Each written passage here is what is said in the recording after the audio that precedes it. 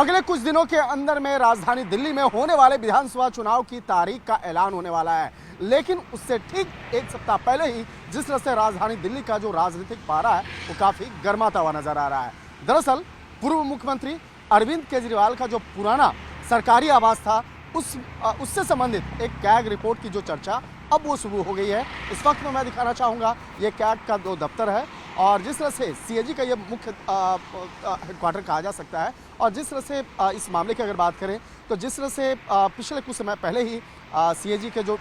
Chief थे वो retired हुए, गिरीश चंद्र मुर्मू जो हैं वो रिटायर्ड हुए, लेकिन वो जिस तरह से 20 नवंबर 2024 को रिटायर्ड हुए, लेकिन उसी वक्त का जो तमाम जो सीएजी रिपोर्ट है वो इस मामले को लेकर तैयार हुआ। तो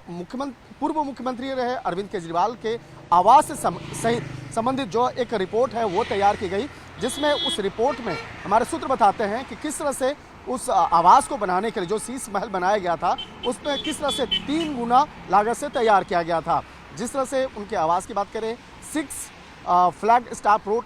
परिसर के जो रेनोवेशन की लागत है शुरुआती तौर पे 7.9 करोड़ आंका गया था और साल 2020 में स्टार्ट किया गया। इस मामले पर 8 करोड़ 62 लाख रुपए का जो एक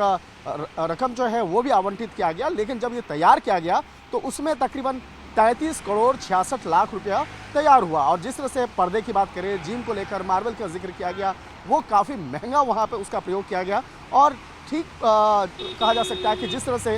इस मामले को जो एक रिपोर्ट तैयार किया गया और इस मामले को लेकर जिस तरह से 2 दिन पहले ही प्रधानमंत्री नरेंद्र मोदी खुद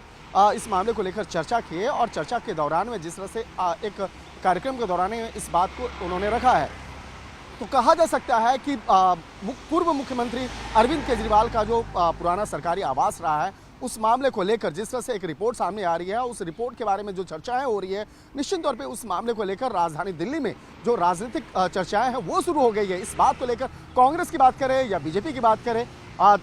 दोनों पार्टियों की तरफ से कई आरोप लगाए जा रहे हैं। तो एक तरह से कहा जा सकता है कि राजधानी दिल्ली में जो होने वाले विधानसभा चुनाव है उस चुनाव के दौरान में ये मसला सबसे ज़्यादा चर्चा का केंद्र बनने वाला है।